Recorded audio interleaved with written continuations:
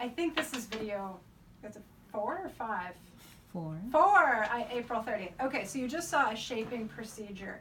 Usually with kids, when I start putting consonants in front of them and I say s, they say s, and then I put a T in front of them and they say t, and then I put a K in front of them and I say k, and they say k, and then I put a P in front of them and I say p, and they say p, and then I get them to sound out N-O until they're saying no. In his case, this little genius here just immediately ripped into saying the letter name. And that's fine.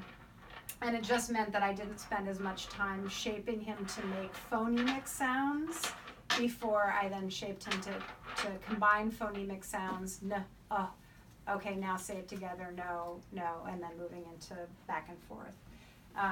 But know that if you do the sequence with him, he may be very quiet. Ignore the quiet, that's fine. As long as he's answering, he gets a star and a reflection. And also, you may have to say k and wait for him to say k, or he may say k.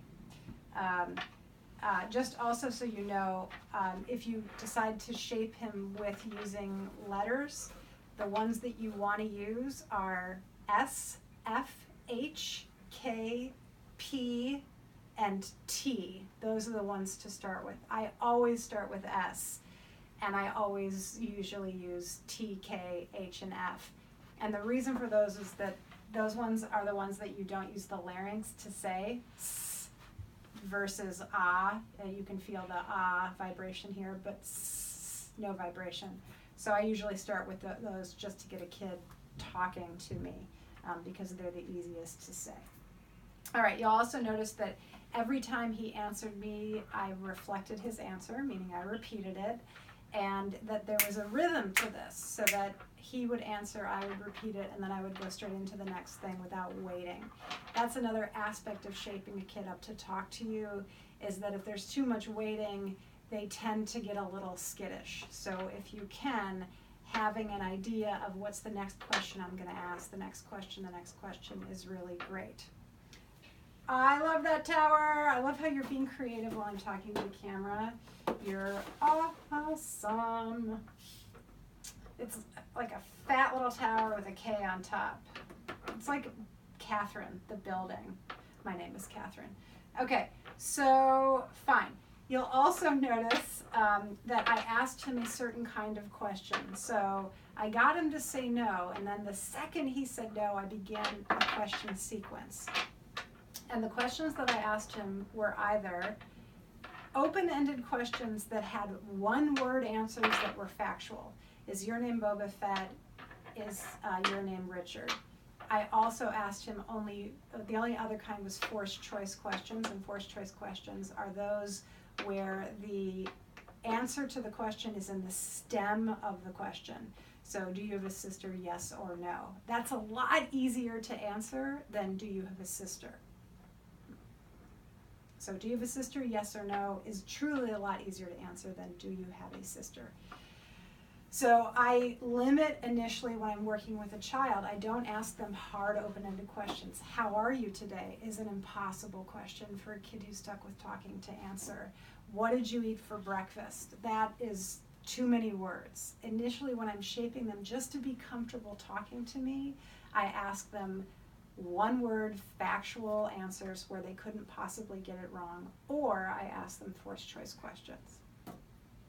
Once I have them talking to me, and I would have continued this without breaking, once I have them answering questions, I will rapidly go into a talking game. And a talking game is really more for you than it is for him, but a talking game is a specific game that you play where all you're doing is reinforcing the rhythm of conversation.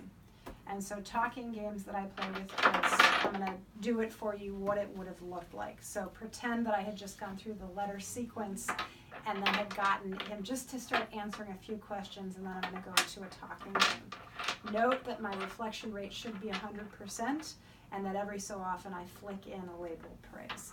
All right.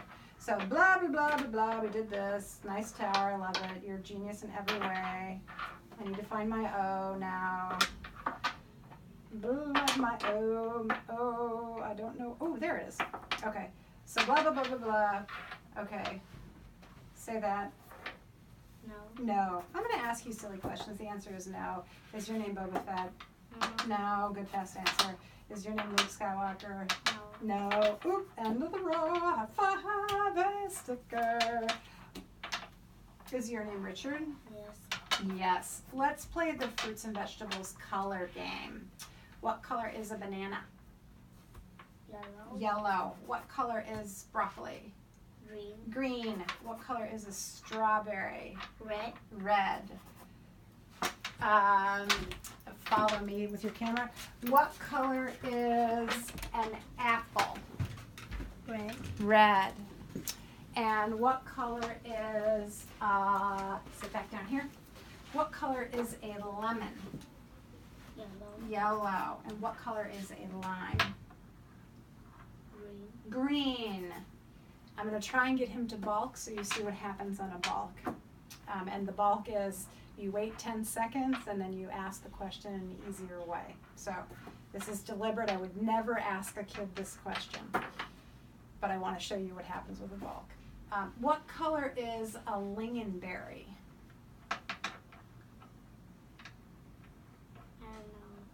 I don't know. Okay, I don't know. Is a lingonberry red or I don't know? Red. Red. Oh, end of the row. High five. Okay, I have a picture of a lingonberry. Those are lingonberries. Can you see them? Yes or no? Yes. Yes. Okay.